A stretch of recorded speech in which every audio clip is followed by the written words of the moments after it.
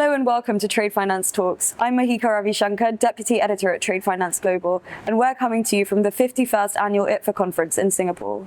I'm joined today by Natasha Condon from JP Morgan, and we're going to talk about the last quarter century in and around supply chain finance. Natasha, thank you so much for joining me today. Thank you for having me. So we'll start with a few introductions. Just tell me a bit about your background and your role within JP Morgan, and also what brings you to ITFA this year. Yep, I'm Natasha Condon. I run sales globally for JP Morgan Trade and Working Capital, which means I get to work with the best corporates and the best banks in the world. And I have been about 20 years in the industry, in which I have had the privilege of learning an enormous amount from a lot of people who are here today, actually, at this conference. JP Morgan is platinum sponsor for ITFA and has been for a number of years. It's been a fantastic tool for us to get to know our clients and good partners in the industry. And I come here whenever I can to learn about what's changing, what's coming down the pipe, and what I need to think about for the following year. Good. And I'm going to start with a question on something that's been really prevalent and almost ubiquitous during this conference, which is the theme of volatility and uncertainty. Yeah. How does supply chain finance help businesses remain resilient through these times? Yes.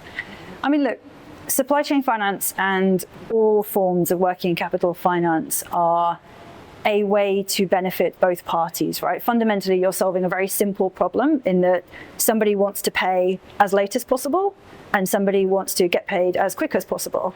And fundamentally, supply chain finance in particular, obviously, at its best, provides a very significant benefit to typically a smaller supplier who might not be able to access that kind of funding, certainly not at that price, against their own bank lines. And so historically, you see it used for working capital purposes, you see it used in commercial negotiations. That is particularly critical this year when there is significant disruption in a whole bunch of very well-established supply chains. And we see people using that now as a tool to help them with those negotiations. So in some small way, it is helping the wheels of commerce to turn in difficult times. You talk about the changes that have happened this year, but I wonder if there's been anything learned from the supply chain disruptions which happened during COVID. Do you see any lessons carried over? It's an interesting question. I certainly think, COVID was a different kind of shock. It was time limited. This is, I think, more structural, and in some ways the lessons learned are more, I think it's in some ways more useful to look back at things like the global financial crisis in 2008. You can see very much that corporates learned a lesson during that time around access to liquidity, around making sure they've got a working capital buffer. And I think you can very clearly see that lesson playing out right now. People are making sure they've got a bit of extra cash in their pocket so that if something changes overnight, they're ready to cope with it. Thanks. I want to pivot a little bit now to another massive trend of this conference, which is on tech and digitalization. Yes. How have you seen these trends shaping the supply chain finance industry? Yeah, it's a very interesting question, because when we talk about digitalization in trade, you often go very quickly into traditional trade and kind of how can I convert millions of pieces of paper into electronic documents, and that leads you into sort of generative AI direction, which is obviously a massive strength for JP Morgan. But when you look at supply chain finance and working capital financing, that stuff has generally been quite digitized from the start. And to me, the really interesting developments on that side are very much around sort of bringing down barriers to entry, making it easier for people to use the product. What I'm really excited about, we have this huge partnership with Oracle, for example. We have an integrated solution in Oracle Fusion, which is the newest version of their ERP.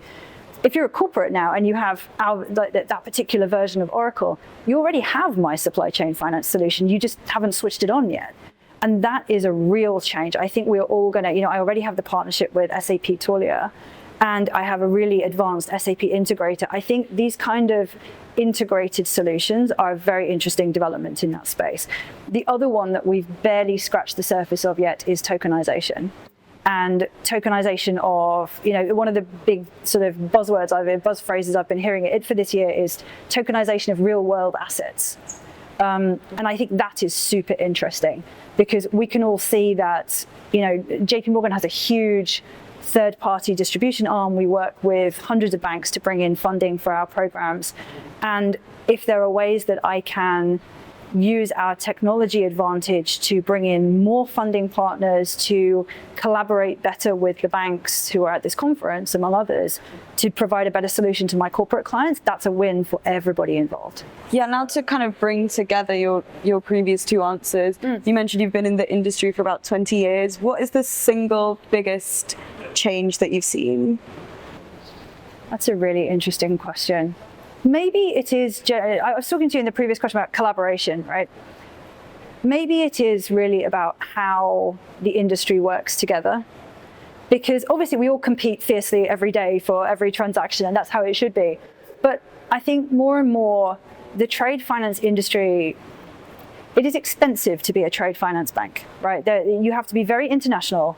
There are compliance costs, there are regulatory costs, there are complexities that are getting greater every day. You need deep pockets to make sure you are keeping up with the pace of innovation and the tech spend that is required. And I think, trade finance historically is quite a fragmented industry. There's a lot of banks in there. It's not consolidated in the way some other branches of finance are. And I think there is a very clear sort of macro pressure towards consolidation. And I wonder whether in future we are heading towards an industry structure where you have these incredibly strong local and regional banks with deep, deep relationships with their corporates in specific markets, but without necessarily wanting to maintain an expensive international network. And then you have me and the sort of the banks who choose to be, who've got the ability to run that kind of international network, who work with those partners to connect them to the other end of the trade transaction. And together we both win a deal that we would not have been able to win individually.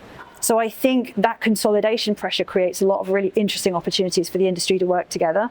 And I don't think that was the case when I started out. That's a really unique answer. I haven't really heard that aspect before. Yeah, I feel people will always jump to tech, yes, or to geopolitics, but you covered both of those already. So I guess you had to say something new. It's more fundamental, right? Geopolitics is geopolitics, and we all swim in the water together. Tech is obviously revolutionary, but particularly when you're talking about the working capital products, I say they were born digital, and we're going to find interesting ways to make them more innovative and more exciting and easier for our clients to use. But those are incremental gains. This change in the industry, I think, is going to change the way we all work together, and that's really interesting to me. So to close off, yes, looking forward and kind of on that note, what do you think will be the next biggest change if we're conducting this interview in 2050? 2050, wow. I hope I will be happily retired on a beach in 2050. I hope if we have this conversation in 2050, or you have it with one of my brilliant juniors who will have taken over the world by then, I hope if we have this conversation in 2050, we will be living in a world in which trade finance looks a little bit more like cash in terms of being smooth, digital, embedded, integrated, tokenized, liquid. And you will be looking at solutions that our clients use as easily as you use your own online banking in your life as a consumer, which, let's face it, is not something we have achieved yet in trade finance. You will get all of the advantages of the qualities of the solutions that we're offering today. Maybe you'll see a bit of breadth across the working capital cycle that we haven't seen up till now. So we have payable solutions on the supply chain finance side. We have obviously receivable solutions. The industry is starting to think about inventory finance, and JP Morgan's kind of pioneering some solutions in that space.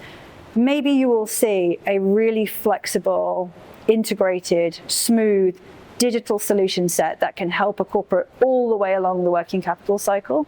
And I really hope that's the future. Yeah, to think about something like that being as simple and easy to use as features like mobile banking, which we're now so used to, is definitely an interesting prospect. That's it. Tasha, thank you so much for joining me. Enjoy the rest of your conference. Thank you.